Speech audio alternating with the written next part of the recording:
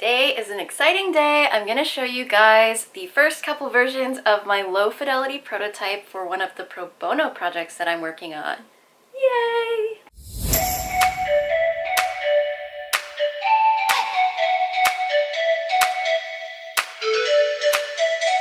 Hello friends, and welcome back to my channel. If you don't know already, my name is Karen and I'm trying to get into UX design. So today I'm going to be showing you my low fidelity prototype for one of my projects that I'm working on to try and put into my portfolio since I don't have any case studies at the moment. So this is definitely going to go in there. I'm going to show you kind of the steps I took to make the low fidelity prototype. I'll click around so that you can see where the different web pages lead to, and then probably in a week or so I will implement all of the changes and feedback that I got from my usability tests on this prototype, and then I'll get started on the high fidelity prototype. I'm so excited for it to be almost done. I want to move on to a new project. So this website is a female driving school website, and the whole point of the website is to show what kind of services they offer. So, you know, what kind of licenses can you get trained for? What are the different courses that you can take? Where are they located? And it also allows you to sign up or register to become a student in this company. Alright, so let's get into the wireframes.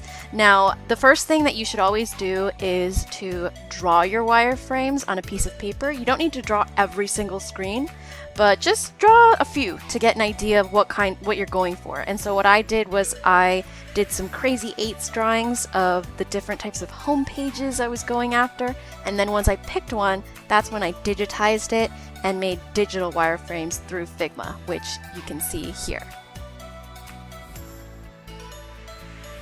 So I'm not going to show you every single screen, but I'm going to show you the ones that I ended up changing from version to version so that I can explain to you why I made those decisions.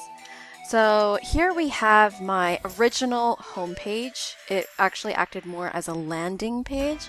So I thought I'd put the company name at the top and then have these tiles along the bottom, which when you clicked on it, it would take you to a web page where you'd have a nav at the top of every single page. I just thought that this would be a bit more fancy and fun.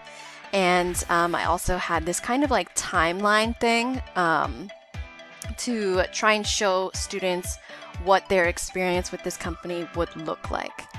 And what I ended up changing was I did scrap the whole landing page because some of the feedback that I got was that it kind of was confusing as to where certain buttons would take you, and people didn't like that when they clicked the logo that it always took you back here. I guess it just felt like an extra step. And it did get me thinking, you know, most people are used to seeing a nav at the top, and so when they are looking for information or where to go to, they always look at the top. So this kind of homepage might be a bit redundant or useless. So I did end up removing this.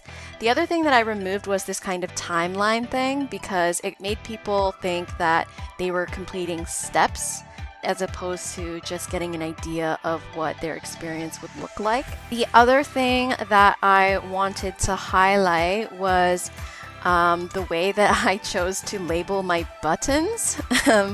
In the first version, I guess I was just trying to be, I don't know, too friendly, or it just wasn't specific enough.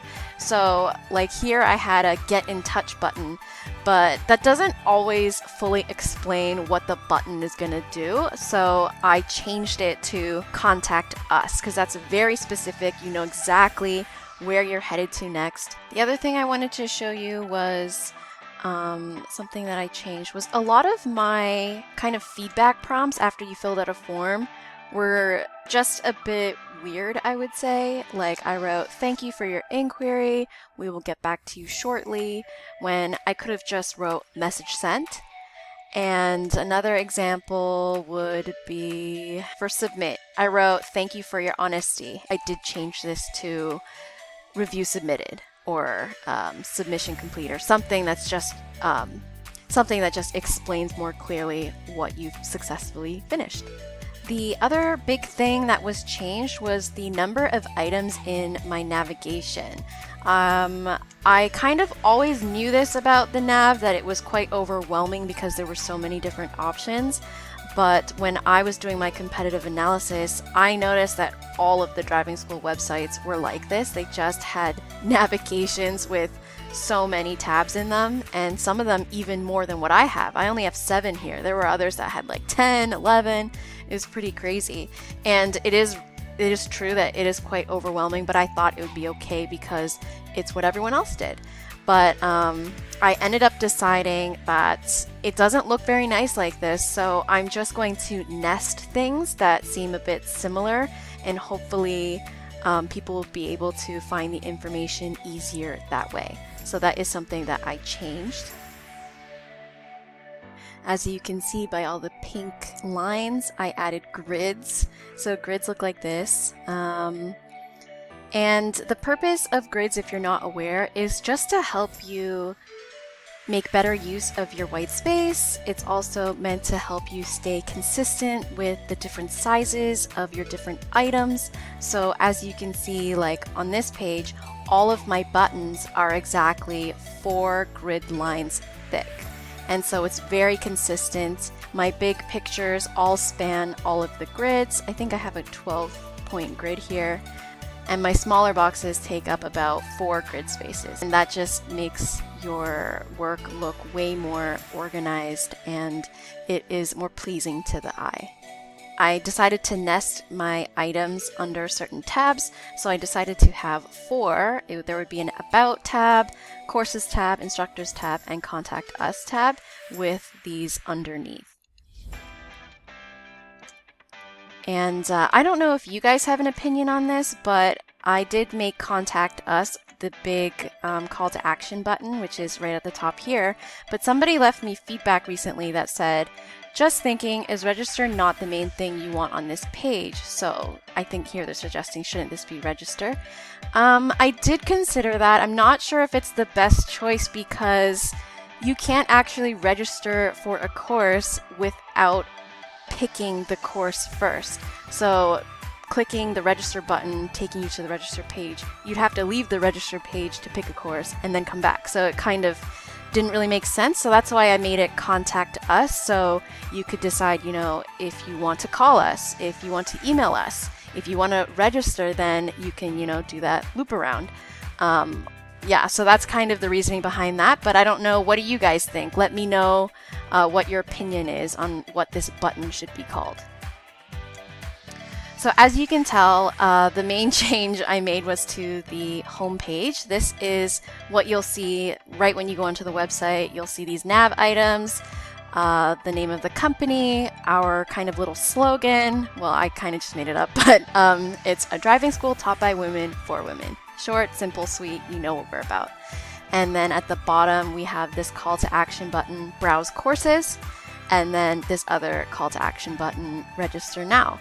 I think I am going to change the register now button and remove it, but I'll explain that more later. I nested things. I'll show you the actual prototype later, but these are just the different frames of the different nestings. So when you hover over it, it'll pop up. Under the courses page, you'll have the different packages you can sign up for. And then there are budget-friendly packages, because when I was doing my research, I found that price was very, very important to users. And I also included discount options. A lot of companies actually offer you discounts. So like if you join with a friend, you get a discount. If you do a certain number of lessons, you get a discount, you know, all that kind of stuff. So those were my ideas for this section.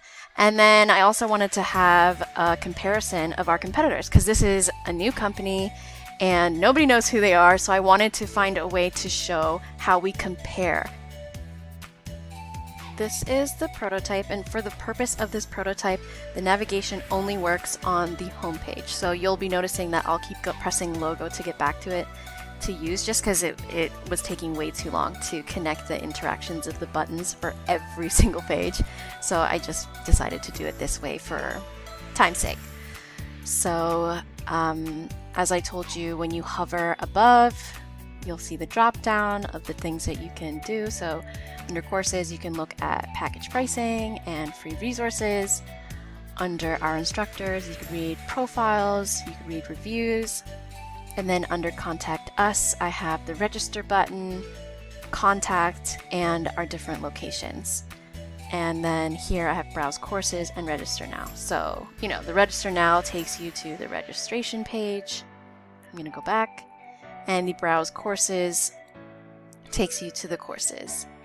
I found this very useful because when I did my usability test, I found users often used this prompt to get to the courses and not here. There were 2 people who chose this, but most of them chose this, so I'm glad that I decided to put this in 2 different places. And so that's why I'm also considering putting Contact Us down here. Let's see, I'll show you the free resources page. So this is kind of where you can find article posts or blog posts that people in the company might have written about. And here I have G2 test tips. You click read, and then you have the article. So that's that one. Under instructors, we have our instructor profiles. There will be a picture, name, credentials, years of experience, if they speak any other languages, where they can service, and a little blurb about them. And here there's the drop down. This doesn't currently work, but it's just to show you how you can organize things. Close it back up. And then to get to the reviews, you could click here, reviews, or you can also go up to the nav and click reviews. If you are a past student, you can submit your own review. And you just put your name, your instructor's name, the date, and the review, and the star rating. Click submit review, and review submitted. Under the contact page, I also have the registration form, which I think I showed you already, but I'll click on it, change it to registered. So if you notice, I made the feedback prompts very clear. I don't know if I'm going to keep this little blurb, but I thought it would be important to explain to people, expect an email confirmation within the next 24 hours. You will be provided with payment instructions and a link to your instructor's profile. So may or may not keep that. Let me know what you think. And the last thing was locations. I'm going to quickly show you what all the interactions look like. So I'm going to click the prototype button and bam! Oh man, it's crazy. So let me know what you think of this low fidelity prototype. I welcome any feedback. I will be making some more changes, and then hopefully I can start my high fidelity prototype soon. Also, sorry, I keep forgetting to mention that I have a Google Slack channel. It's meant for anyone who's doing the Google certification right now. It's just a place for you to, ask questions if you have questions, post your surveys if you need people to do the surveys, look at your portfolio, all kinds of stuff. So you can access that. It's called Google UX Crew .slack.com. I wasn't being super creative when I came up with this, but whatever. Yeah, and if you want, we do have meetings every Sunday at 10 a.m. Eastern time for anyone who's interested. Usually it's a small group. Most of the people on the channel don't attend the meetings, but whoever does, we basically talk about where we are in the course to try and keep each other accountable. We show each other what we've been working on, what we want feedback on, and we also ask each other questions if we don't understand or know something, whether it's in the course or just about UX in general, because chances are someone in the group will know the answer. So yeah, so you're free to join us there. We're a pretty small group. We're about 5 or 7 people who attend the meetings, but the channel itself is I don't know, I think it's 40 people or something. But yeah, feel free to check us out there, and I will see you on Sunday if you choose to show up. Okay, bye.